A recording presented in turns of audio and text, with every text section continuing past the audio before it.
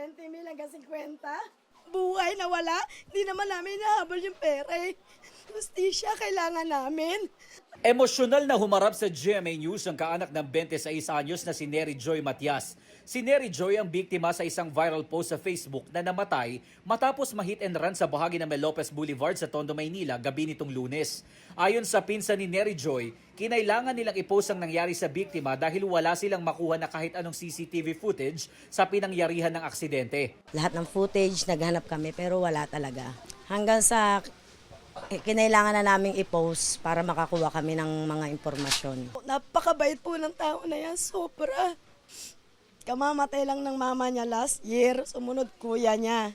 Kaya siya na lang talaga. Siya na lang inaasahan.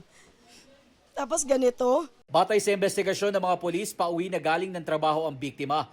Lulan daw siya ng isang motorsiklo habang binabaybay ang Delpan flyover nang masagi ng isang trailer truck. Sumemplang daw ang biktima at nagulungan ng likurang bahagi ng truck na agad niyang ikinamatay.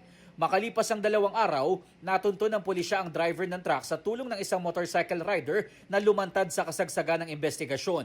Ipinresenta siya kay Manila Mayor Isko Moreno at sa pamilyang naulila ng biktima. Hindi ko po, Mayor, na napansin po na makasagasa po ako talaga.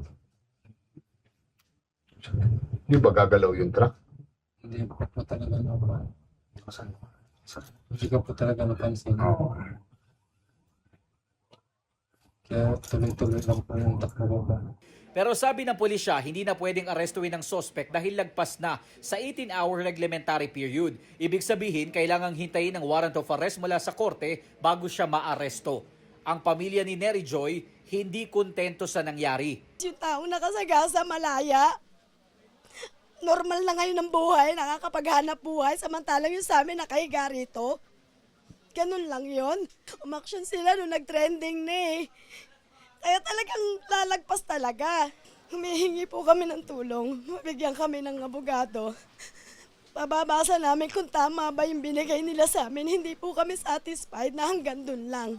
Iginit ng pulisya na agad silang umaksyon matapos malaman ang nangyari kay Nery Joy. Ilang araw na rin daw ang nakalipas nang makausap nila ang rider na nagbigay ng impormasyon. Kaya doon lang din nila nakuha ang detalye ng truck at kung anong truck ang dapat i-review sa CCTV.